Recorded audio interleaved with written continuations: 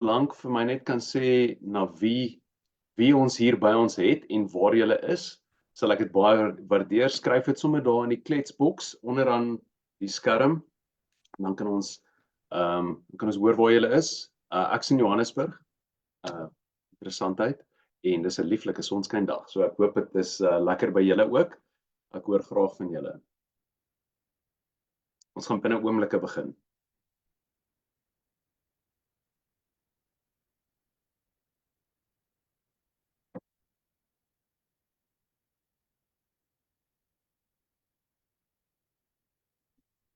Karen, Martha,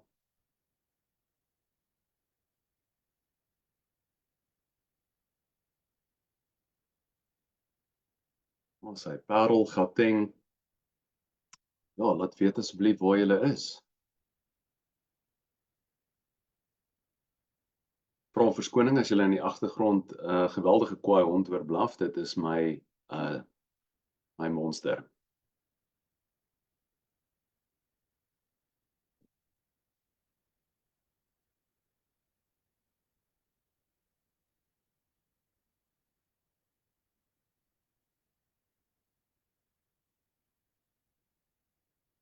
So, ons gee nog so 'n minuut en dan sal ons afskop. Jana, as jy dink almal is in, sê vir my laat weet asseblief.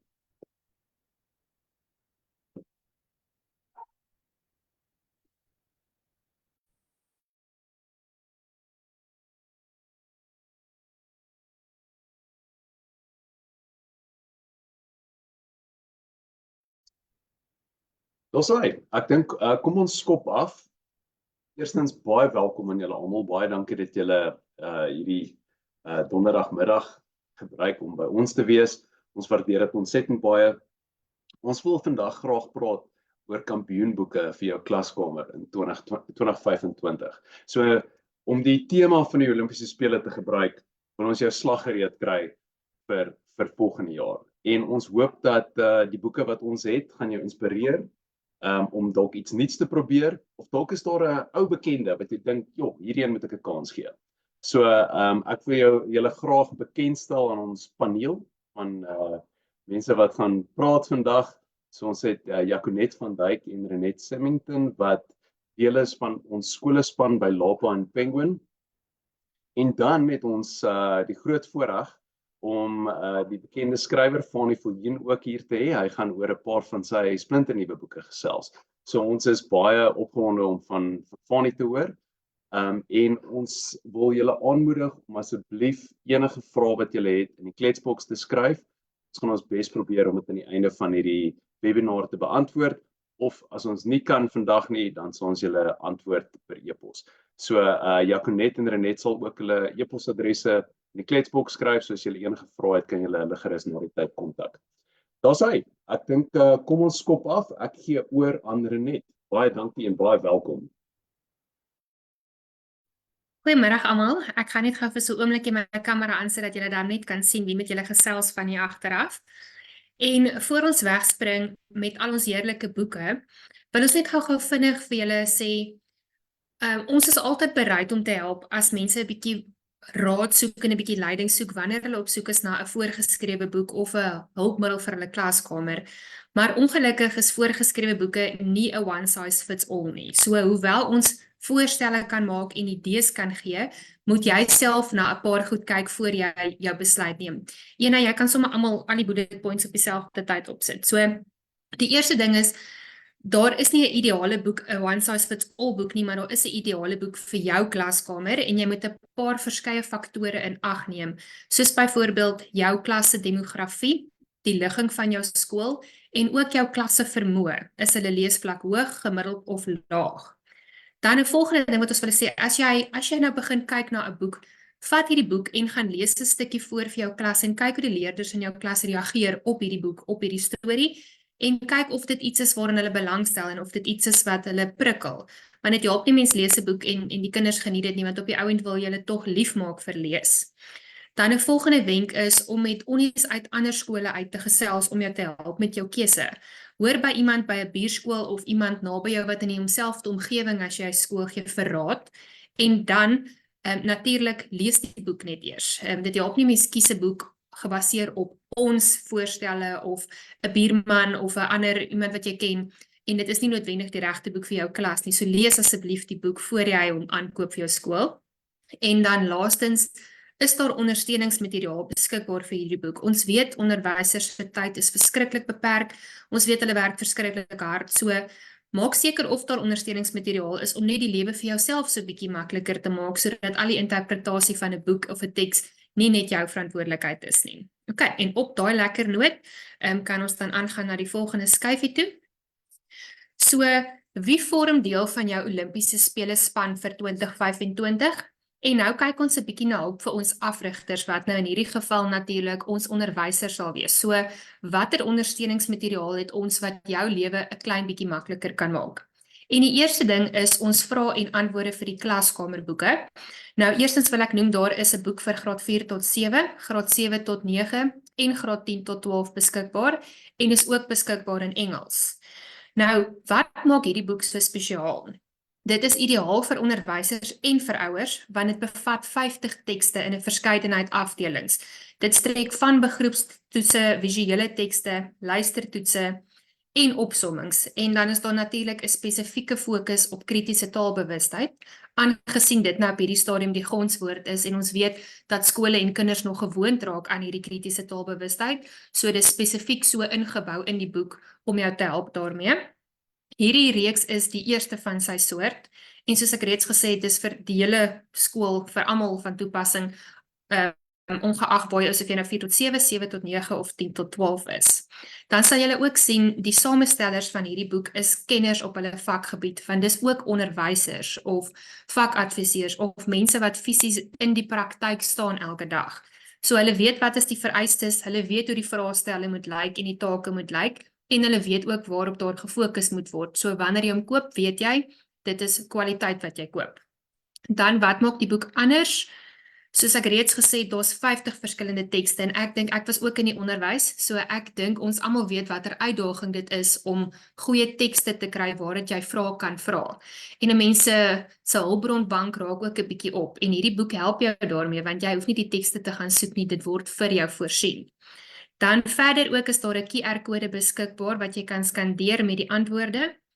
En dit is geskik vir huistaal en addisionele taalleerders. Dit word ook aan die bokant aangedui. Is dit vir huistaal of is dit vir eerste addisionele taal? Dis opgestel volgens die KABV se assesseringsriglyne. So dit is ook opgestel volgens die vereiste taksonomie. En dan hierdie boeke lyk net soos wat jou eindeksamen vraestel vir vraestel 1 sal lyk. Die afdelings in hierdie boek is presies uiteengesit soos wat jou eindeksamen vraestel sal wees. OK, dan kan ons aangaan. Nou die volgende skyfie toe. Dan dieselfde in dieselfde klas en dieselfde tipe hulp is die klasgids. Ek dink die meeste van julle ken al die klasgids want hy is al vir 58 jaar die regterhand van die Afrikaans onderwyser. So ons het een vir die hoërskool en een vir die laerskool. Daar is op hierdie stadium 2 uitgawes per jaar. Jy kan hom aankoop as 'n e-publikasie, nie 'n PDF nie, 'n e-boek wat jy lees op 'n e-leser. Of jy kan hom gedruk aankoop. En dan die lekker ding wat nou deesdae ingebring het, is die QR-kode. So jy kan aan die agterkant of aan die voorkant skandeer en dan is jou antwoorde elektronies beskikbaar, wat dit baie makliker maak om voor teen jou bord te gooi vir die merkslag. En ook, omdat ons 'n beperkte hoeveelheid bladsye het, as ons die antwoorde uithaal, beteken dit daar's baie meer vrae en antwoorde en vraestelle in, wat dit absoluut waarde vir geld maak. Nou, soos die meeste van julle sal weet, dis 'n vaktydskrif vir enige iemand wat lief is vir Afrikaans of belange het by Afrikaans, ongeag of dit onderwysers of leerders of ekstra klasse of onderwysstudente is, almal kan hierby baat vind. Dis weer eens geskik vir huistaal en Afrikaans eerste addisionele taal. En onderwysers van alle kurrikulums kan hierdie ene gebruik. Of dit nou staatskole, AIB skole, tuiskole is, die inhoud is van so 'n aard dat almal dit sal kan gebruik. En dit is 'n baie hoë standaard, want dit is ook mense in die praktyk wat hulle vraestelle en toetse en take instuur. So dit is onderwysers, vakadviseurs en kenners op hulle vakgebied. So as jy hom aankoop, weet jy dat die inhoud van baie hoë gehalte is. Dankie Ena, ons kan maar aangaan.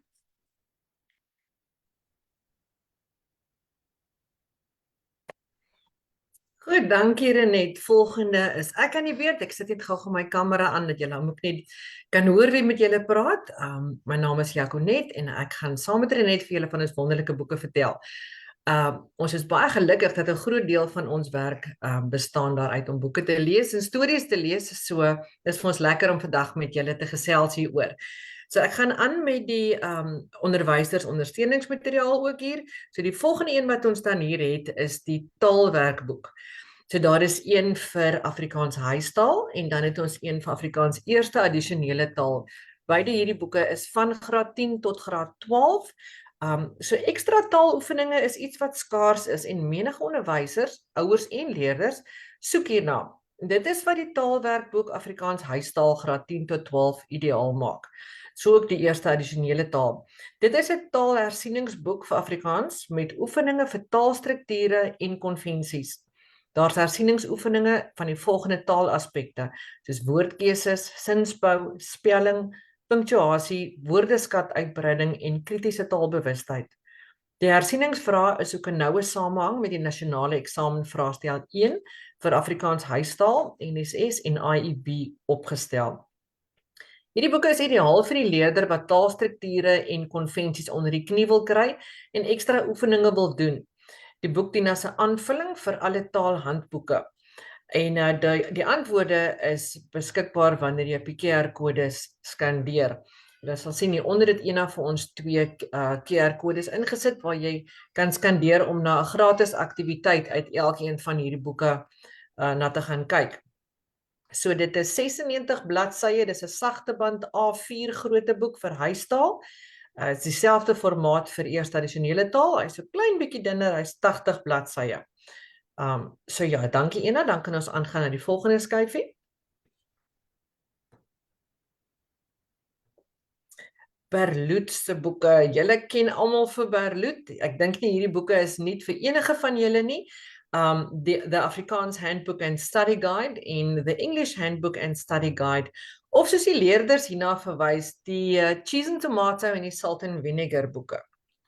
Hierdie 2 boeke het geen bekendstelling nodig nie, soos ek sê, ons is trots om te kan sê dat sedert 2023 vorm Berloot deel van Penguin Random House South Africa en hierdie boeke kan nou sommer direk by ons ook bestel word. Dit word gebruik as aanvullend tot die taalhandboeke en is in kleurkodes opgedeel. Daar's afdelings vir taal, letterkunde, mondelinge, begripstoets, skryfwerk en woordeskat. Beide boeke kan aangekoop word in graad 7 en dan gebruik die leerders dit deur hulle hoërskoolloopbaan tot in matriek. So omdat hulle dit vir so lank kan gebruik, maak dit natuurlik een van die mees koste-effektiewe hulpbronne. Gaan volg sommer vir Berloot ook op Facebook en op Instagram. Daar sal julle vir Kevin Smit ontmoet en van die video's kan sien wat hy wys omtrent die wiskundeboeke. So hierdie is dan ook A4 grootte, 132 bladsye in sagte band. Dankie Ena.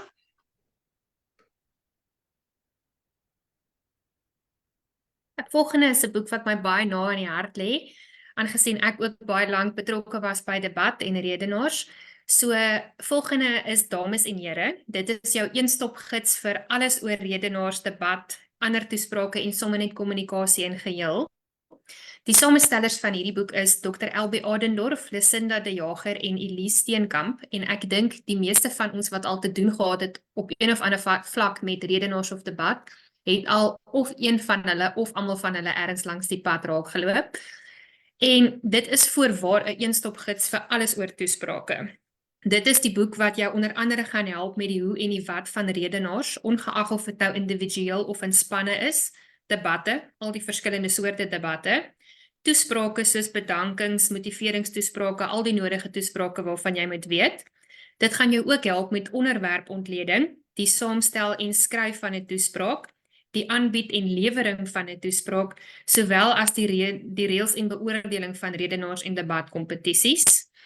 Dan die ander lekker ding is, dit bevat onderwerpe wat jy kan gebruik tydens oefening en voorbereiding, ongeag of dit nou vir klasdebatte is of vir debat en redenaarskompetisies. Ek dink as 'n mens nou genoeg kere geoefen het in die klas, dan raak jy 'n bietjie uit idees uit, so hier is nou weer 'n bietjie nuwe inspirasie en motivering.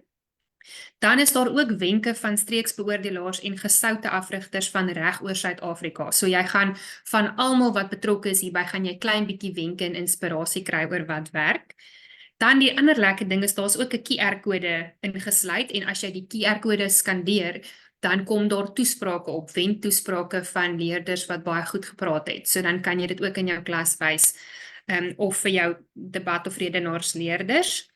Ook 'n eerste van sy soort, en daar word spesifiek gekyk na ook redenaars en debatkompetisies in Suid-Afrika, om vir jou 'n idee te gee wat word waar vereis en hoe om die verskillende kompetisies aan te pak, sowel as na al die toesprake wat in die skoolkurrikulum vereis word.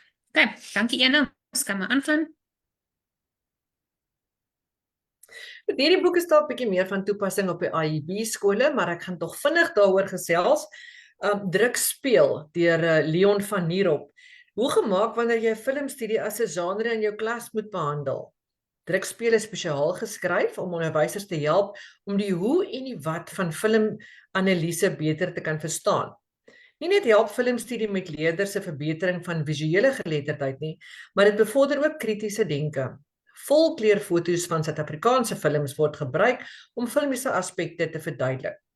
Aspekte soos die volgende word bespreek: verskillende forme van films, kamerawerk, redigering, kostuums en grimering, musiek en klank en hoe om 'n resensie te skryf.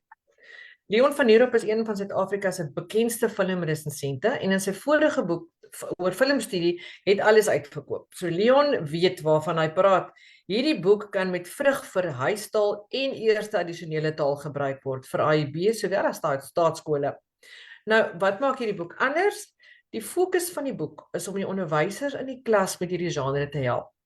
Daar is 'n volledige hoofstuk oor die skryf van resensies met voorbeeldresensies en voorbeeldfrases. Daar is ook 'n studiegids ingesluit met voorbeeldtake, toetse en besprekingspunte. Dis 'n lekker lywige boek, is 192 bladsye met illustrasies in kleur. En ons kan aangaan. En dan bring ons dit by ons volgende boek, die kortverhale, poësie, volksverhale en dramas. Die titel van hierdie boek is Tyd is 'n bliksem en ander belaglik lekker tekste. Hierdie boek is spesiaal saamgestel vir die letterkunde projek. Dit is 'n splinternuwe versameling met van die beste gedigte, kortverhale, dramas en volkliteratuur vir die hoërskool. So al 4 genres word hierin bespreek. Jy lees in hierdie bundel stories deur bekende skrywers soos Zelda Besuidenhout, Fanie Viljoen, Wendy Martins, Hannes Barnard en nog vele meer.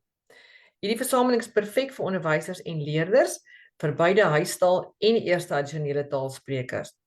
'n Aparte A5 grootte studiegids wat addisionele inligting oor die tekste bevat, is ook vir die onderwyser beskikbaar.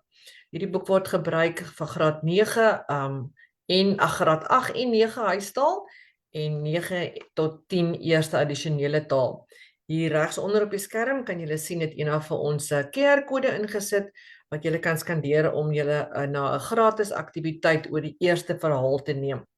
So hierdie boek en die studiegids is beide A5 grootte, 224 bladsye sagte band en ook voor in die boek is daar die QR-kode wat jy kan skandeer wat jy na voorlesings van die verhale neem. So dit help baie veral vir daai ouens wat nie so lief is om te lees nie. Daai QR-kode gaan baie lekker daar werk. Dankie Ena, jy kan vir ons aangaan. Daar's nou is dit 'n baie lekker tyd. Ons praat oor die topboeke vir jou 2025 klaskamer. Kom ons noem hierdie die atlete as ons nou as ons die Olimpiese spele wil gebruik as voorbeeld. En dit is my groot voorreg om Fanie Viljoen aan julle voor te stel. Fanie, baie dankie dat jy hier is. Almal weet wie Fanie is. Boeke vir laerskool, vir die hoërskool, selfs vir volwassenes. Hy het soveel pryse al gewen, hy moes aanbou in sy huis. Ek bedoel, hierdie is een van ons topskrywers. Fanie, baie dankie dat jy tydens jou baie besige toer in Gauteng tyd gevat het en met ons kom praat het. Ons sien baie uit om te hoor van hierdie van jou boeke. Baie dankie. Dankie Hannes. Dis baie lekker om met al die onderwysers te praat. So op die laat middag. Ek moet sommer net vinnig vir julle sê, verskriklik dankie dat julle my boeke in julle klasse gebruik. Dit is my groot eer en ek is dankbaar dat die kinders dit geniet. So kom ons praat gou 'n bietjie oor krag. Eers gou, waar kom ek vandaan? Ek hou daarvan om gym toe te gaan. So 4 na 5 dae 'n week en so 'n paar jaar terug sien ek in die gym se asblik lê daar 'n inspuitingnaald. Dit was die vonk vir hierdie verhaal. En ek het krag toe gaan skryf. Dis die storie van 'n ouetjie, Altan Fontein. Hy maak 'n groot fout. Hy gaan plaas 'n foto van homself op Instagram sonder 'n hemp.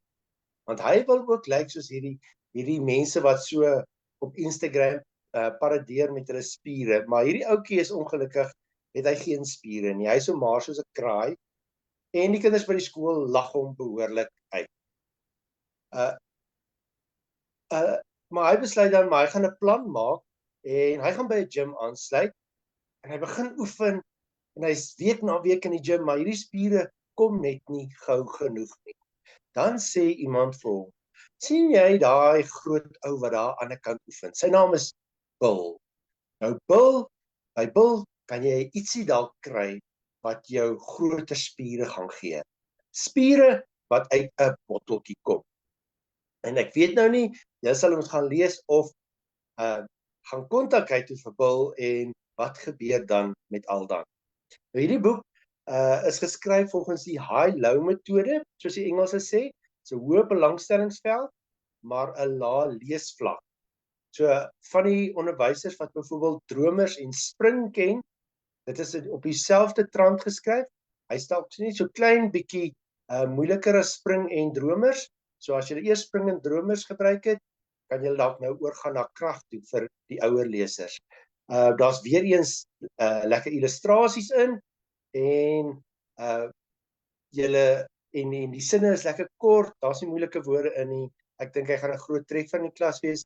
Volgende jaar is elke studiegids vir hom. Die lewe se pylhoue was 'n finalis in die Lapa se jeugroman kompetisie. Die boek lê my na in die hart. Davie Koster is 'n ouetjie wat skool gaan in die Kaap en hy het 'n groot geheim en niemand by die skool mag hiervan weet nie. Hy kan nie vir sy beste pelle hiervan vertel nie. Hy kan nie vir die onderwysers hiervan vertel nie. Hierdie is 'n geheim wat hy net vir homself moet hou.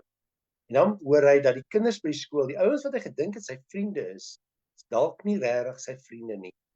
Want agter sy rug praat hulle van hom en noem hulle hom 'n vreeslike naam. Dan kom daar 'n meisie oor sy pad.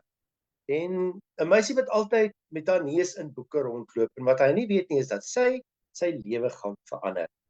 Nou weet jy hoeveel van julle het al 'n boek gelees waar julle gehuil het aan die einde nie? Hou maar 'n boks sneeustoekies gereed. Julle gaan dalk huil aan die einde van die lewe se pylhoue. Vir hom is daar ook 'n lekker studiegids beskikbaar. Ons laaste legendariese somer het sommer so 2 weke terug omtrent uitgekom. Hy was die Lapa jeugroman pryswenner van 2023. Ek het agtergekom dat van die onderwysers raak nou 'n bietjie moeg vir boeke met te swaar temas. So ek het hierdie keer besluit, ek gaan nou iets skryf wat julle net kan laat lag.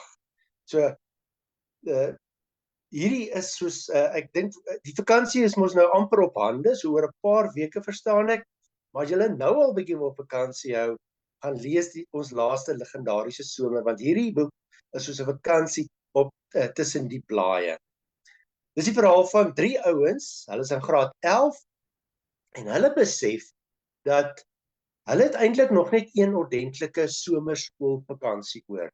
Want as jy in matriek is, word jy toegegooi onder die werk, jy moet partykeer sommer die vakansies inkom skool toe en jy moet nog steeds leer. So hulle het een laaste skoolvakansie oor, 'n somerskoolvakansie. En hulle moet dit legendaries maak. So, hulle sit af na Vleesbaai toe, maar hulle maak ook 3 reëls vir hierdie vakansie. Hulle mag nie met mekaar beklei nie, hulle moet alles saam doen, en die derde en die belangrikste reël is, geen meisies nie. Dit is dalk net waar hulle planne ontspoor. Want by die see ontmoet hulle dan 3 meisies. En hierdie meisies het ook 'n reël. Geen seuns. So, ek wonder of hulle 'n legendariese vakansie gaan hê. So hierdie boek gaan julle net lekker laat lag. Ons sit net terug en ontspan en geniet dit. Daar's 'n legendariese vakansie, legendariese surfing, 'n legendariese fout wat hulle maak en dalk is daar ook 'n legendariese soen.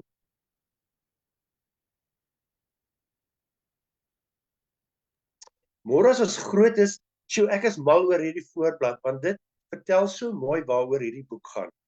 Ek dink baie van die onderwysers het betower die drama gedoen in die klas en môre as ons groot is 'n boek wat baie in dieselfde trant geskryf is. Dis nie 'n baie dik boek nie, so jy kan dit redelik vinnig in die klas behandel. En dit vertel die verhaal van 4 matrieks. Ons ontmoet hulle die aand van hulle matriekafskeid, of net so rukkie na hulle matriekafskeid, waar hulle op pad terug is huis toe, en hulle besef dan dat hulle is nou eintlik klaar met skool, en die grootmens lewe lê vir hulle voor. En elkeen van hulle het 'n droom vir hulle lewe. Maar stadig maar seker, soos die aand dan nou vorder en hulle met mekaar gesels, word hierdie drome dalk aan skerwe gekap. So wat gaan met elkeen van hierdie 4 leerders se drome gebeur? Gaan dit waar word? Gaan dit nie waar word nie? Is 'n drama wat julle leerders gaan laat dink, en ek dink dit is iets wat hulle ook baie gaan raak. Nou hierdie drama is gebaseer op 'n kort film wat op Kyknet en Kie gewys het 'n paar jaar gelede. So hy's 'n bietjie aangepas vir die verhoog en ek hoop julle gaan hom baie geniet in die klas. Natuurlik is daar ook 'n lekker studiegids vir hom beskikbaar. Dankie Ena. Dankie onderwysers. Dankie Fani. As hy dankie Fani. Dit was lekker gewees om veral na jou heel nuutste boeke te luister. Dit was vir ons regtig 'n groot bederf gewees. Dankie vir jou tyd en jou moeite hiermee. Die volgende boek waaroor ons gaan gesels is Wat Werner doen met sy 3 miljoen deur Tertius Janse van Rensburg. Hierdie boek is ideaal vir graad 8 eerste addisionele taalleerders. Dit is 'n ongelooflike lekker boek. Ek dink dis iets wat ons almal al onsself afgevra het. Wat sal jy doen as jy die lotto wen? Wel, dit is die vraag wat Werner, TC en Einstein hulle self afvra een pouse.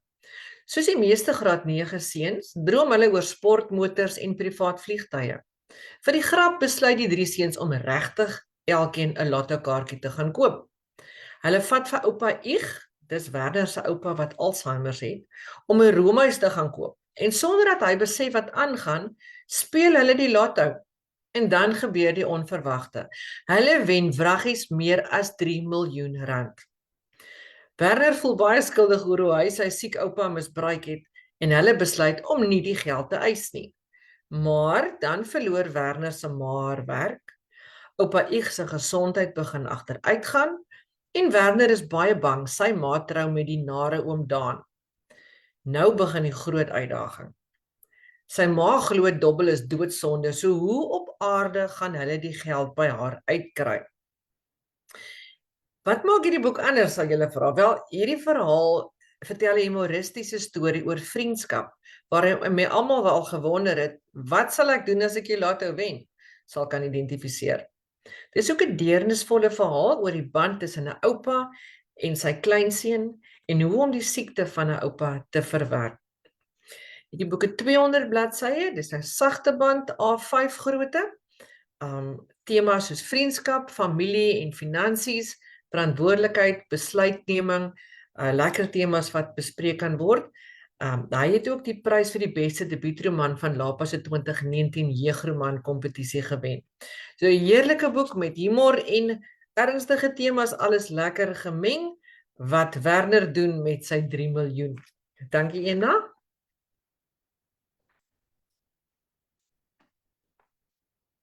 Goed, dan gaan ons aan na Een Dag in Julie. Kom net gou. Goed, Een Dag in Julie deur Nerien Alers. Matt haat haar, Kiana, die koningin. Sy pa se nuwe vrou wat stil hulle lewens kom oorneem het tydens die COVID-inperkings, net nadat sy ma oorlede is. Hy mis sy regte ma. Hy mis Saterdagoggende se plaatkoekies bak saam met sy pa. Hy mis sy ex-meisie. Hy mis sommer net hoe alles was voor Kiana in hulle lewens gekom het. Hy hou eintlik niks van haar nie. En toe, eendag in die Julie vakansie, word als erger. Eers kom waai Kiana sy slegte rapporte rond, toe vat sy Matt se TV weg, toe sy rekenaar en uiteindelik ook sy selfoon. Al genoeg is genoeg. Kiana bied hom 'n ultimatum. Of hy aanvaar haar gesag, of hy loop uit die huis uit. Matt kies opsie 2 en dit word een lang dag in Julie wat alles kan verander. So lekker vir graad 8 tot 9 huistaal, ook vir graad 10 eerste addisionele taal. Die temas in die boek is die impak van COVID-19 op skoolkinders, die verlies van 'n ouer, stiefouers, verhoudings, vriendskap, rasseverhoudings, vooroordeling en bevoordeeldheid. So ja, 144 bladsye. Wat maak die boek anders? Eendag in Julie het besondere potensiaal vir gebruik in die klaskamer. Die storie is nie te lank nie, maar is volgepak met relevante temas wat vir uitstekende klasbesprekings kan sorg. Die storie is gebaseer op baie aktuele temas en gebeurtenisse wat nog vars in almal se geheue is. Boonbehalwe die letterkundige waarde is die storie ook vol spanning, drama en onvergeetlike karakters wat vir die heerlike leeservaring sal sorg. Daar het ons ook 'n QR-kode op die skerm wat julle kan skandeer om die eerste hoofstuk uit Eendag in Julie te lees. Dankie Ena. Volgende het ons 'n bietjie iets anders. Eerstens, dis 'n Weskus boek en dit is 'n Kaapse Afrikaanse boek. Dis gerook deur Eldridge Jason en dis 'n lekker, ek dink dis 'n bietjie iets anders. Dit is iets wat meer by die moderne kind sal pas en dit is iets wat ek dink sal aanklank vind by leerders wat kom uit areas waar dwelmmisbruik, misdaad en armoede die norm is. So dit vertel die verhaal van Kobie. En soos enige tiener tel Kobie die dae af tot die skoolvakansie, tot hy uitvind sy ouers los hom hoog en droog in Vaalberg in die Weskus, by sy streng ouma Anna, en hierdie ouma het nog nooit verskriklik ooghare vir hom gehad nie. En Vaalberg is morsdood, en daar's nêrens enige vorm van vermaak te bespeer nie. So hoe hou jy jouself besig vir 'n hele vakansie saam met 'n kwaai ouma? Of so het Kobie aanvanklik gedink. Maar toe loop hy sy auntie Zina Willemse raak, en vreemd genoeg het sy pa hom nooit vertel dat hy 'n tannie het nie. En asof dit nie al klaar vreemd genoeg is nie, kry hy uit die bloute 'n eienaardige boodskap van 'n ene Lady Z. Nou wie Lady Z nou ook al mag wees, hy het geen idee nie. En hy vind toe uit hierdie tannie Zena van hom is 'n wetstoepasser, en sy nader hom toe om 'n handjie by te sit om negatiewe elemente in die Vaalberg area vas te trek, wat betrokke is by 'n inbreeksyndikaat. So sy vra toe vir hom, hy moet nou bietjie vir haar in die binnekring kyk wat gaan aan. Maar terselfdertyd is daar ook tikkoppe in die Vaalberg area en hulle het ook hulle oog op Kobie. En kort voor lank skuur hy skouers met hierdie tikkoppe wat die vaakapies genoem word en hy land selfs op plekke soos 'n taverne. En as deel van hierdie groep ontmoet hy toe vir Lizette. Dit is een van hierdie tikkoppe se girlfriend. En hy leer toe, maar sy het nogal 'n redelike rowwe agtergrond. Dit is goed soos sy suig saam met hom aan 'n tiklolly en sy het 'n verdagte stiefpa en sy het ook 'n laaitie by die welfare. So, maar dit draai op die ouend positief en sy besluit om haar lewe te verander, spesifiek met die laaitie by die welfare, om hom 'n bietjie daar uit te kry, net haar lewe te verbeter. En tydens hierdie rondsniffelry wat Kobie toe nou doen vir sy tannie, kom hy al nader aan die waarheid, maar hy is nie gereed vir die waarheid nie en dit tref hom soos 'n vuishou in die maag en verander sy lewe onherroepelik. Maar meer as dit kan ek nie sê nie, want dan gee ek die storie weg. So die boek is onlangs afgestof, hy het 'n splinter nuwe voorblad en hy's net 'n bietjie opgedateer. En soos wat julle nou kon hoor, is die temas goed soos dwelmmisbruik, misdaad, vriendskappe, familiebande en armoede. Dit is 'n jeugroman wat goed sal werk vir graad 8 tot 9 huistaal en graad 10 eerste addisionele taal. En soos ek reeds gesê het, dis 'n teks wat Kaapse Afrikaans bevat, so dis inklusief en modern. En daar is ook 'n lekker splinternuwe studiegids beskikbaar. OK, dis kan maar aangaan.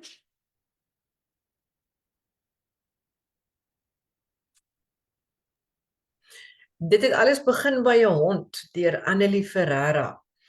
Annelie is 'n bekende jeugboekskrywer wat die teikenmark goed ken. Die boek is ook 'n wenner van die LAPA 2021 jeugroman kompetisie en dit kan vergelyk word met vorige wenners soos Jan Vermeulen se Asem of Fanie Viljoen se Offers vir die Vlee. Terwyl ons stap, haal Assad 'n broodjie uit sy kosblik. Ek sien 'n stukkie van wat hy wegsteek. Sou dit nie lekker wees as ons niks hoef weg te steek nie? Wat as ons vir mense alles van onsself kon wys? Wonder ek skielik. Soos die mense wat video's maak vir TikTok en klomp foto's sit op Instagram en jy dink enigeen wys alles vir hulle self op TikTok, sê Assad, of op Instagram? Hy seker reg, nee, sug ek. So 4 tieners draai elkeen swaar aan 'n geheim, tot die noodlot hulle op 'n vreemde pad saamgooi en hulle mekaar se lewens op 'n magiese wyse aanraak. Dit het alles begin by 'n hond het ook 'n studiegids beskikbaar, lekker vir die onderwysers. As jy die QR-kode hier op die skerm skandeer, dan gaan dit jou na 'n gratis aktiwiteit neem. Die boek het 159 bladsye. Dit word uit 4 perspektiewe uitvertel deur leerders uit verskillende leefwêrelde. So dit maak dit lekker interessant, die dinamika tussen die 4 uiteenlopende karakters. En dit het 'n gemaklike leestrand. So dit het alles begin by 'n hond, lekker vir graad 8 en 9 huistaal en selfs graad 10 eerste addisionele taal. Dankie Ena. Volgende het ons Verveergewig deur Jan Vermeulen. Ek geniet die boek nogal baie want dit het 'n baie sterk vroulike karakter en dit gaan 'n bietjie die stereotypes teë, want dit is 'n meisie wat boks. Dit is nogal iets wat teen die norm is. So Talia Becker is mal oor boks en in die geheim ook eintlik oor haar afrigter meneer Spies. En Talia Becker, sy is so groot gemaak, maar sy is nie so gebore nie. En haar aanneming is vir haar 'n steen des aanstoots en een van die redes waarom sy nooit goed genoeg voel vir haar familie nie. Sy voel net nooit asof sy werklik daar behoort nie. En sy is so lief vir boks, maar die gemeenskap is nie versot op die idee dat 'n meisie boks nie, veral nie aangesien haar pa 'n prediker is nie. En dan verkrummel Talia se wêreld wanneer sy hoor haar broer Hammer word vrygelaat uit die tronk en sy voel dis verskriklik onregverdig want ongeag die feit dat Hammer 'n tronkvoël is, sal hy altyd 'n Becker wees sonder dat hy dit verdien. En sy, die aanneemkind, moet beklei om gesien te word as 'n Becker. Intussen neem haar broer haar ook kwaadlik vir sy inhegtenisname tot so mate dat sy desperate spronge begin maak om agter die kap van sy inhegtenisname te kom. Sy gaan self so ver soos om die grillerige Odin vir 60 sekondes lank te soen. En die storie wat dan rondom haar broer Hammer en al sy kaskenades ontvou, het nie eers Talia sien kom nie. Dis 'n storie met vele kinkels en konkelry. En dan pas Justin Pulse, die swaargewig kampioen, en Amber Karelse, die filmster mooi, ander boksertjie ook nog ergens in al hierdie chaos. So, dis 'n baie lekker teks vir graad 8 tot 9 huistaal en graad 10 addisionele taal. Dit gaan stereotypes teë, soos ek reeds gesê het, want dit behels 'n lekker sterk vroulike hoofkarakter. En die temas is goed soos boks, aanneming, die soeke na jouself, gesinsdinamika en natuurlik is daar so 'n tikkie romanse en dan is daar ook 'n lekker studiegids beskikbaar. Dankie Enas, kan aangaan. Volgende het ons Verweg, baie lekker boek deur Nerien Alers en Anet Steenkamp. Hy is ook onlangs afgestof. Hy het 'n lekker studiegids bygekry. Hy het 'n pragtige nuwe voorblad wat ek dink baie goed by die inhoud van die boek pas. Nou, dit vertel die verhaal van Nikki Oberholse. Sy is 'n kunstenaar en 'n vrygees. En sy geniet haar persoonlike spasie, maar sy vergeet dikwels baie belangrike dinge soos om haar selfoon te laai en om vir haar geliefdes te laat weet as sy besluit sy gaan kuier impulsief by familie en dan soek die hele dorp en die polisie na haar. En sy is ook nie baie lief vir skool nie, so sy kom nie skool toe as sy so voel. Nou, haar 18-jarige kerel Zack is baie verlief op haar, maar haar vrygeestigheid en haar agterlosigheid dryf hom absoluut teen die mure uit. En nadat hulle twee 'n bietjie beklei oor 'n fliekafspraak verdwyn Nikki spoorloos. Maar hierdie keer gee die gemeenskap en die polisie nie veel aandag aan haar verdwyning nie, aangesien dit nou nie die eerste keer is wat sy verdwyn nie. En hulle is nie besonder lus om haar te soek nie, want hulle dink sy het maar net weer ergens gaan kuier. En haar ouers is ook nie bewus van haar verdwyning nie, want hulle werk vir 'n groot buitelandse argitekfirma en is vir 'n jaar oorsee, so sy bly op haar eie in 'n woonstel. Maar wanneer sy nie vir skool of vir hokkie opdaag nie, dan kom haar kerel agter daar's groot fout. En hy roep dan sy vriende se hulp in en hulle wend desperate pogings aan om vir Nikkie te kry. Veral toe daar nog 'n matriekmeisie spoorloos verdwyn en hierdie matriekmeisie besonder baie lyk soos Nikkie wat verdwyn het. En dan hoor hulle dat albei hierdie meisies saam met 'n vreemde man in 'n grys kar geklim het en daarna nooit weer gesien is nie. En dan is daar ook nog 'n nuwe paspoort in Nikkie se woonstel wat vir Zak vreeslik pla. Tussendeur lees hulle ook op oor 'n syndikaat wat meisies ontvoer na die Midde-Ooste toe om hulle as seksslawe te verkoop. En hulle weet nie waar Nikkie is nie, maar hulle weet wel hulle sal haar verskriklik vinnig moet kry want die polisie vat te lank en die tyd loop uit. So ek dink lesers van graad 8 tot 10 sal hierdie boek terdee geniet. Dis 'n naalbyt spanningsverhaal. Ek het hom so in 'n uur klaar gelees want ek kon dit net nie neersit nie. En dan is daar natuurlik lekker aktuele relevante temas soos ontvoering, verdwyning, moord, skoolliefdes, vriendskap, mensenhandel en kuns. En soos ek gesê het, daar's 'n studiegids. Okay, so kan maar aangaan, dankie Ena. Dit bring ons na Reg in die middel van nêrens deur Nelly Alberts. Hierdie is 'n baie lekker boek. Ek weet ek mag dit nie sê nie, maar hierdie is regtig een van my gunstelinge. Dit is 'n avontuurverhaal vir hierdie ouderdomsgroep graad 8 tot graad 9 huisdae. Dit kan vergelyk word met die Thomas reeks en die Nova reekse wat baie gewild is en in aanvraag is. So waaroor gaan die boek? Vir die eerste keer vandat Vandrey en sy ma Engeland toe geïmmigreer het, gaan hy en sy pa sy ouma hulle besoek. Maar 'n lelike motorongeluk reg in die middel van die Boesmanland ontspoor hulle planne.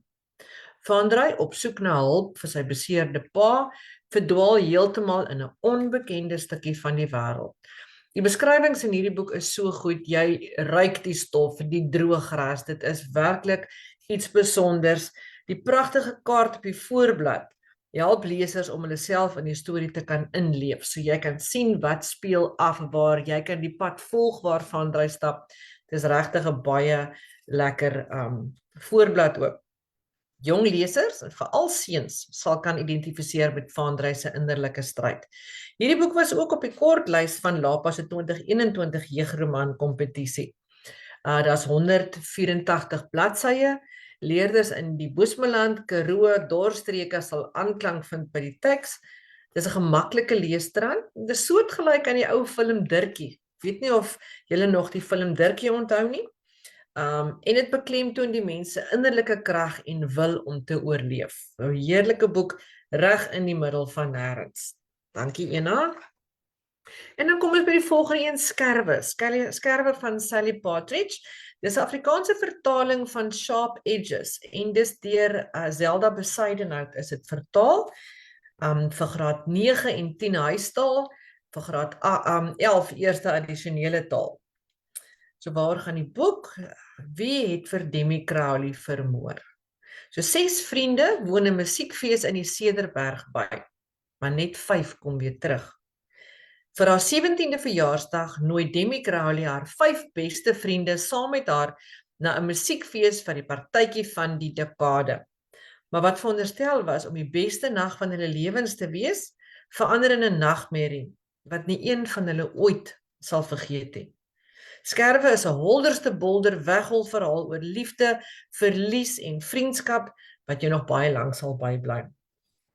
Skerwe sal by beide seuns en meisies aanklank vind, aangesien die verhaal om die beurt uit seuns en meisies se perspektiewe vertel word.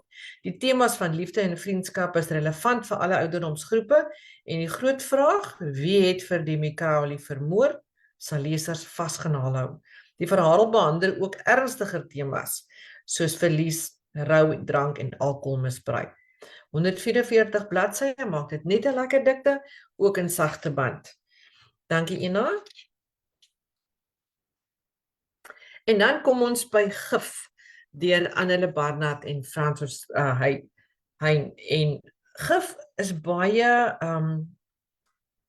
hoe sal ek sê? Nee, dis die eerste boek van Annele Barnard wat onder die Lapa druknaam gepubliseer word.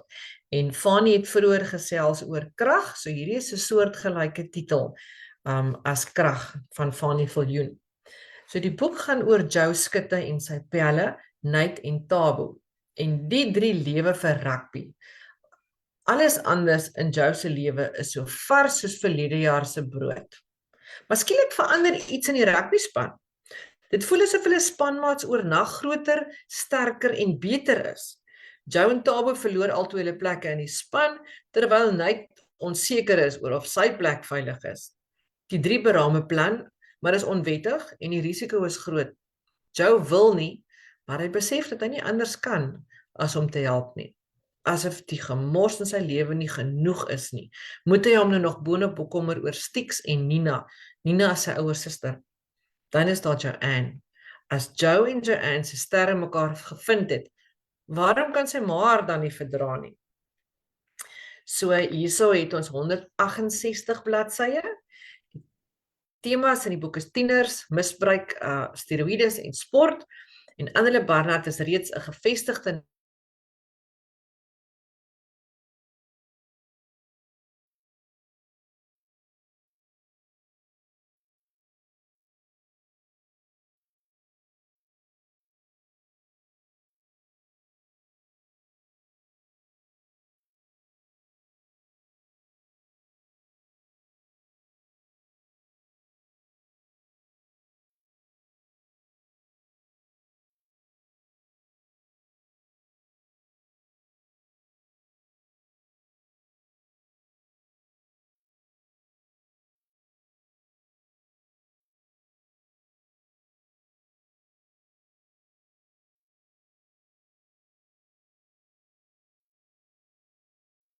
Okay, nou soos by Bravo Charlie, kan julle my hoor want ek kon nou nie vir Jaco net hoor nie.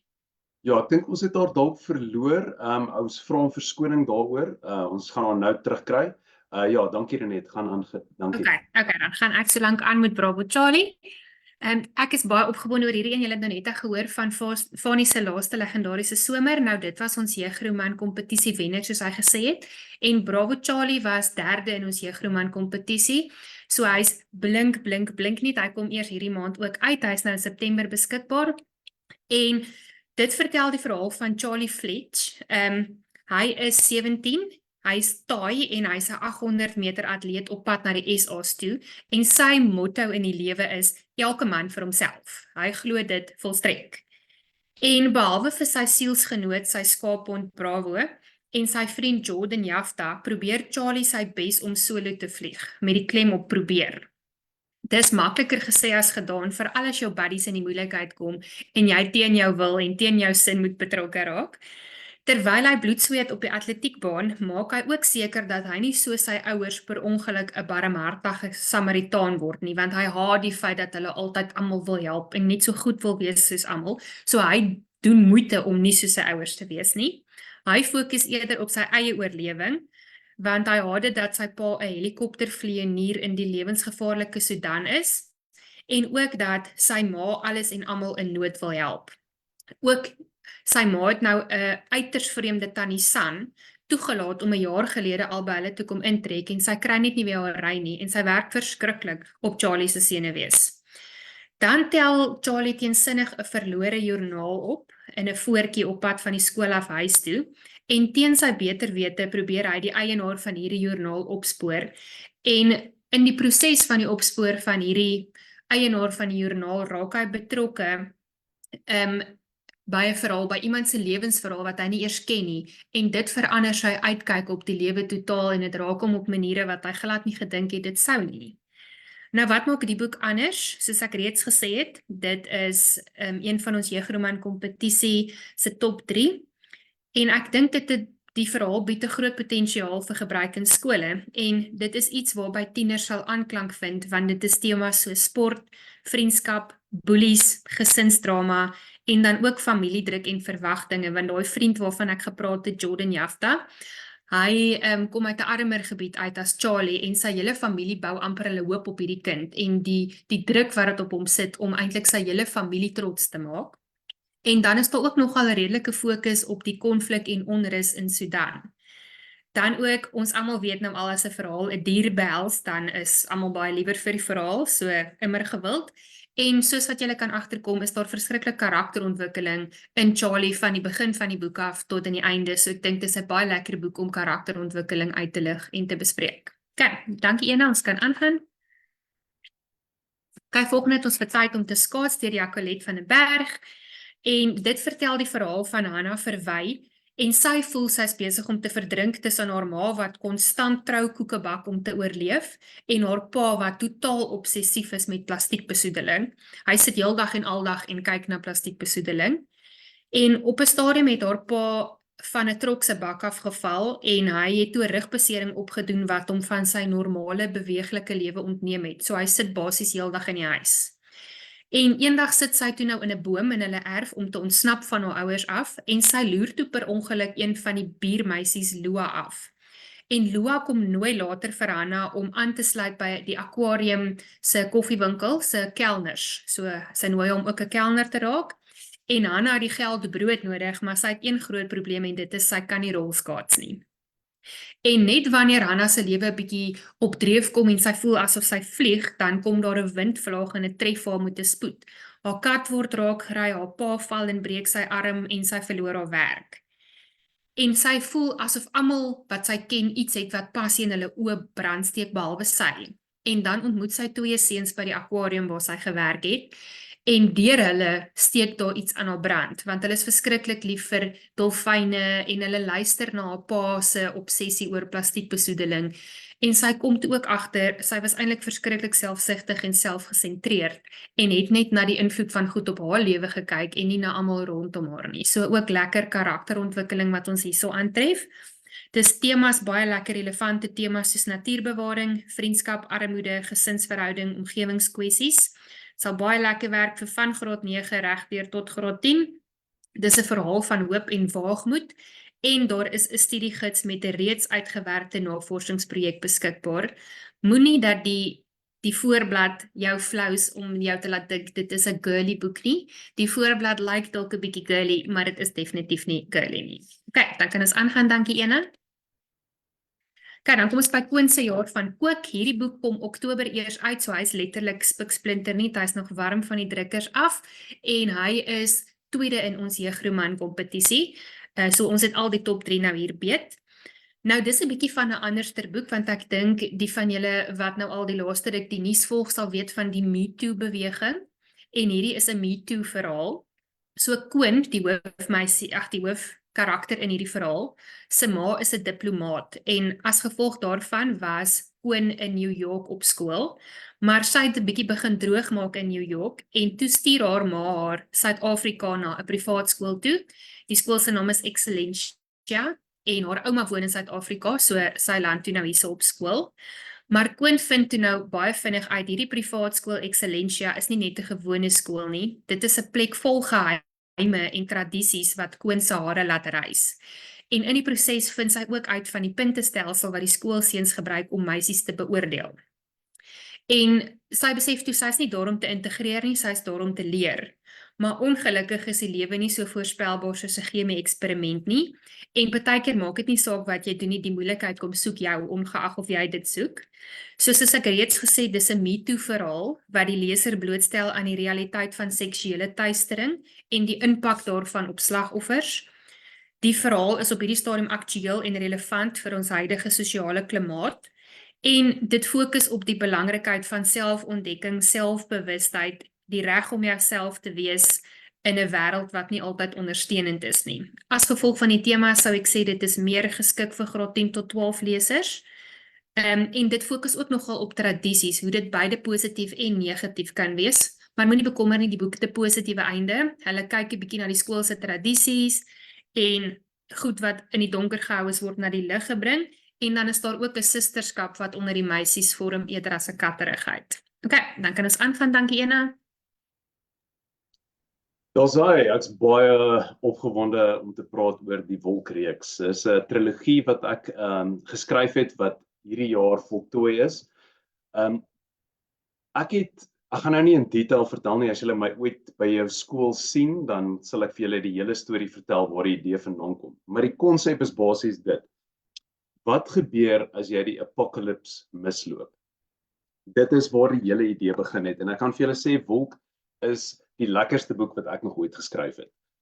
Dit gaan oor twee beste vriende, Rufus en Xander. Hulle is 17 jaar oud, en hulle is absolute boesemvriende, doen alles saam, deel alle eerstes, maar hulle is net maats. Dis 'n ou en 'n meisie, hulle is net maats, geen romantiese verbintenis nie. Maar dan gebeur 'n verskriklike ding. Rufus se pa besluit hulle moet immigreer Australië toe. En dit gaan alles verander van hulle verhouding. Aan die einde van daardie jaar gaan hulle op 'n Qantas vliegtuig klim en mekaar dalk nooit weer sien nie. So Rufus wat die planmaker is, haar naam is eintlik Ruth. Sy besluit hulle moet op een laaste groot avontuur gaan om een laaste groot eerste met mekaar te deel.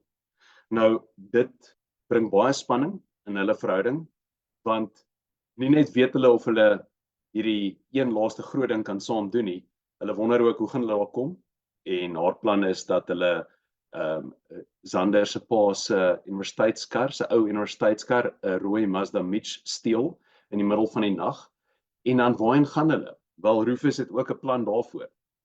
Golden Gate Nasionale Park. Sy het gelees van hierdie grot wat weg is van alles af, en dit is net die plek. Nou, ek gaan niks weggee deur te sê dat hulle suksesvol is in die steel van die kar, ek bedoel leen van die Mazda Mitch nie. Hulle kom by Golden Gate aan met 'n paar interessante goed wat intussen met hulle gebeur het. En dan kom die vraag, kan hulle deurgaan hiermee? Maar terwyl hulle daaroor wonder, verskyn 'n swart en oranje wolk op die horison, en elke dag kom dit nader en nader. En op 'n stadium verdwyn hulle selfoonsein, die Mitch wil nie meer vat nie, hulle is vas, die wolk kom nader, hulle ruik rook, hulle sien vlamme in die wolk self, en dan is dit op hulle. So ek gaan nie verder sê nie, want dan gaan ek begin dinge weggee, maar ja, wolk is baie pret, maar ek sou sê as ek die 3 boeke moet verduidelik, is wolk kyk na binne, dis nie 2 karakters. Ruth is die opvolg van wolk, en dit is nie wêreld nadat die apokaliptiese wolk oor is. Dit kyk meer na buite, wat het oorgebly van die wêreld, hoe lyk die wêreld na die wolk. En dan 4, die laaste boek, trek alles saam, daar is temas soos 'n skeiding, die soeke, en dan uiteindelik die vraag, is dit werklik die einde van die wêreld, of is daar hoop? So dit is 'n lekker reeks, daar's ernstiger temas in, daar's natuurlik 'n paar interessante bykarakters soos die rooi Mazda Mitch, Flip die hond, daar's 'n lekker mixtape van die vroeë 90's, Tori Amos het ook 'n groot rol in die storie. Daar's in Ruth is daar 'n seksie Duitser wat die moeilikheid maak, en dan in 4 wonder mens, kan jy regtig vreemdelinge vertrou wanneer almal wanhoopig is? So ek sou sê, lees die boek, want daar is 'n lekker seun-meisie dubbelperspektief. Daar's kort hoofstukke, een hoofstuk is selfs net 1 sinnetjie lank. Dis toeganklike taal, ek gebruik humor om komplekse vrae en situasies te hanteer. Daar's ons relevante temas soos verlies, immigrasie, GBV, vriendskap, daar's seksuele vrae. En dan moet julle nie vergeet nie dat daar 'n wonderlike studiegids is met temas, karakterisering, kontekstuele vrae, opsteltipe vrae en antwoorde. So dit is reg vir jou klaskamer, daar's reeds skole wat wolk gebruik. En beide Wolk en Ruth was genomineer vir die Kyknet rapport filmprys. So dis filmies geskryf, so hopelik sal dit selfs 'n nuwe leser in jou klas kry om hom of haar na hierdie ruimte te verplaas. So ek hoop julle geniet dit, en asseblief, as julle enige vrae het, kontak gerus vir Renet of Jaconet. Dankie Hannes. Hannes het uitgelaat om te sê daar's 'n lekker karakter met die naam Flip. Flip is die hond in die storie en as jy enigstens by Penguin Lapa stal werksaam is, het jy 'n groot voorliefde vir honde. En dit maak hierdie volgende boek Buster vir my ook een van my gunstelinge. So Buster deur Jan Vermeulen. Dit gaan oor hondegevegte en doodstrygemente. Dis die storie van Karel, 'n seun wat met honde kan praat, en Happy, 'n liefdevolle brak wat gedwing word om 'n straatvegter te word. Die verhaal vertel die storie van al die honde waarvoor Karel lief is, maar ook die hartverskeurende verhaal van die hondegevegte en geweld wat sy samelewing verskeer.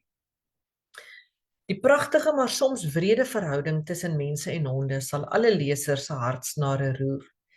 Tienerseuns sal hulle self kan vereenselwig met temas soos groot word, selfidentiteit en sukkelende verhoudings met ouers of met meisies. Daar's 224 bladsye in hierdie boek. Dit was ook die naaswenner van Lapa se 2019 jeugroman kompetisie. En dis 'n verhaal met 'n interessante, dog boeiende tema, hondegevegte. 'n Lieflike studiegids beskikbaar, albei A5 grootte. So dit dan Buster van Jan Vermeulen vir graad 10 en vir graad 11 huistaal. Omdat daar 'n paar sensitiewe onderwerpe in is, soos die hondegevegte, dink ek dat graad 10 is die regte ouderdom. Ek sal hom nie noodwendig vir jonger lesers gebruik nie. Dankie Ena. En dan kom ons by ons heel laaste ene, so byt net nog so 'n minuut of 2 vas. Dit is Kompleks deur Louis Pretorius. En dit is so 'n lekker boek, want hy word vanuit 2 perspektiewe vertel. So daar's 'n meisie en dan sit Sean, so dit is Mika en Sean. Die hoofstukke wissel tussen die 2. En dit begin met Sean, wat met sy dooie hond se leiband gaan stap. Ja, met sy dooie hond se leiband gaan stap. En min het hy geweet dat sy lewe onherroepelik gaan verander tydens daai stappie. En Mika hoor toe buite iemand skree en toe sy buite by die venster uitkyk, toe lê daar net 'n mens in die parkie. Hy bly net lê. En toe besluit sy, ag vader, laat sy nou maar gaan kyk by die man mekeer, en dit is toe natuurlik Sean wat geval het oor sy dooie hond se leiband. En die kontras tussen die 2 karakters is baie lekker, want Sean is 'n absolute ruimte-nerd wat sterre op sy rekenaar soek en cello speel. Hy's hoogs intelligent, hy bedryf 'n suksesvolle huiswerkbesigheid en sy ouers praat nie met mekaar nie, want hulle is altyd besig om te werk. En dan Mika aan die ander kant is hierdie rebelse kunststudent met 'n voller figuur. Sy glo sy's dom, sy drink oor naweke vodka om van die lewe te ontsnap, sy's obsessief oor Griekse mitologie en rockmusiek, en haar ouers kan nie besluit of hulle getroud of geskei wil wees nie. En hulle 2 is amper so sterre van dieselfde heelal, maar hulle is eintlik ook wesens van totaal uiteenlopende planete. Albei kom uit huise met uitdagende gesinsverhoudings en hulle is gewikkel in 'n vreeslike stryd met die soeke na hulle self en hulle plek in die wêreld. So albei van hulle worstel ook met hulle eie waarde. En tydens 'n wintervakansie is albei van hulle se vriende op 'n ander plek en hulle vind dan mekaar tydens hierdie vakansie, en vir die eerste keer voel albei of hulle saak maak en of hulle raak gesien word. So dis 3 weke van passie, diep gesprekke, koneksies, risies, misverstande, pretritte en cappuccino's, en langs die pad raak hulle ook teen albei se wil per ongeluk 'n TikTok sensasie. Maar ergens moet die vakansie einde kry en moet hulle terugkeer na die werklikheid, en dan loop dinge nou maar weer in ander rigtings. Maar die lekker ding van hierdie boek is, dit speel met die idee van meerralle, wat beteken dat daar oneindige weergawes van jouself kan bestaan, en dat jy verskillende variante van jouself so kan uitleef. So die boek het 'n einde, 'n definitiewe einde, maar ook nie 'n definitiewe einde nie, want in hierdie heelal eindig dit so, maar daar is ook ander heelalle waar dieselfde storie anders kon eindig, as dit sin maak. En hoekom is hierdie teks die moeite werd om te lees? Verskriklik baie intertekstualiteit. Daar's voetnotas aan die onderkant van die bladsye wat uitbrei oor die boek se inhoud. Die hoofstukke, soos wat ek reeds gesê het, is opgedeel tussen Mika en Sean, so jy kyk na die storie vanuit beide perspektiewe. Voorin is 'n QR-code met 'n Spotify speellys wat die musiek bevat waarin daar in die boek van gepraat word. So jy kan letterlik die musiek luister terwyl jy die boek lees. En die ander lekker ding is, dit is 'n AR voorblad. So as jy die QR-code scan, dan raak die voorblad lewendig en die planeet op die voorkant begin wentel. Dan Complex is ook beskikbaar as 'n reeks op Showmax, so jy kan dit ook kyk op die TV. Daar's 'n studiegids beskikbaar en ek dink dit is ideaal vir lesers van graad 10 anderkant uit tot volwassenes. Ek dink almal sal daarby aanklank vind. En dit is my storie. So daarmee sê ek vir julle baie dankie dat julle ons verdraai het so op 'n donderdagmiddag. Ek weet as 'n mens nou al skool moes gegee het en gemerk het en als is jy op hierdie stadium al vorder. Ja, baie dankie Renet en Jaconet. Ons het soveel lekker boeke. Dit is net as ons nou deur daai lys gaan, dan dink ek, ja, ek was versot op daai en ek was versot op daai en iets soos gerook om weer te sien dat daar 'n nuwe lewe in hom geblaas is. Daar's nou weet Mixit is nie meer in nie, daar's nou WhatsApps. So dit is nou gepas vir 'n nuwe groep. En ek was so opgewonde om oor die wolkreeks te praat. Ek het skoon vergeet, mense kan dit ook alleenstaande die 3 boeke lees, so ek noem dit maar net nou. En dan wil ek sê ja, iets soos die speellys van Complex, fantasties. Gaan kyk daarna, dit gaan jou leerders intrek, regtig. Dan laastens ja, Jaconet, Renet, baie dankie dat julle so in detail gepraat het oor hierdie boeke. Ek wil almal aanmoedig om asseblief vir een van hulle 2 of al 2 te kontak as jy enige vrae het of raad wil hê oor boeke vir jou klaskamer. Daar is natuurlik nog baie ander boeke ook. Ons het nou oor 'n groep boeke gepraat wat ons dink regtig baie goed vir jou gaan werk in 2025, maar daar's nog 'n magdom ander boeke. So dis hoekom ek ook die skakel vir ons skoolkatalogus vir julle in die kletsboks gesit het, sodat julle rustig kan gaan kyk en besluit wat julle wil gebruik volgende jaar. Laastens, dankie vir julle tyd. Ons weet dis kosbaar. Baie sterkte vir die res van hierdie kwartaal. En ons hoop julle lees lekker en julle geniet hierdie boeke en dat die aanvullende materiaal vir julle regtig baie waardevol sal wees in die klaskamer. Ons sien uit na 'n volgende keer en tot dan, ek hoop julle het 'n heerlike aand. Totsiens.